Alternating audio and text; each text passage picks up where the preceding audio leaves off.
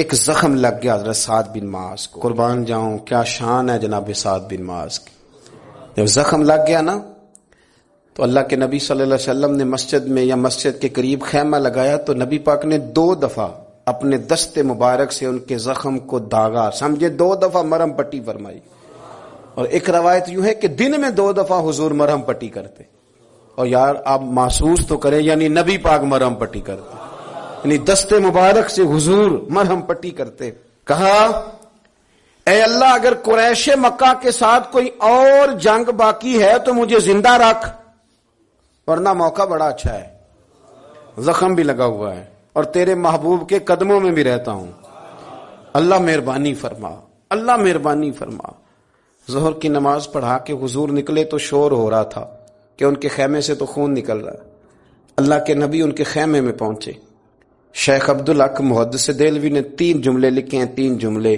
اتنے جب حضور آئے تو حضرت سعد بن معاذ کے سرانے نبی پاک بیٹھ گئے تو حضرت سعد نے 3 باتیں کی.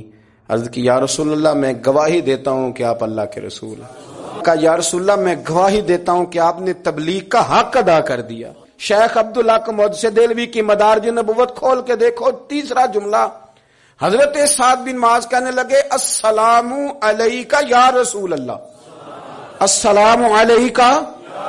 حضور سرانے بیٹھے ہیں، اللہ کے محبوب صلی اللہ علیہ وسلم کے سامنے انہوں نے آخری ہجر کی لی، روح پرواز کر گئی. حضور کبھی خیمے میں یہاں قدم رکھتے، کبھی تھوڑا ہٹا کے رکھتے، لمبے لمبے قدم. یا رسول اللہ یہ کیا ہے؟ فرمایا 70,000 فرشتے آئے ہیں جنازہ پڑھنے. 70,000 فرشتے، 70,000 فرشتے جنازہ پڑھنے آئے ہیں. 70,000 کو معمولی جنازہ ہے؟ معمولی جنازہ ہے؟ تردامنی پہ شیخ ہماری نہ جائیے، ہم دامن نچوڑ دیں تو فرشتے وضو کریں. 70,000 فرشتے جنازے میں شریک ہوئے. یہ واحد صحابی ہیں جن کے جنازے کو میرے نبی نے کندھا عطا فرمایا ہے.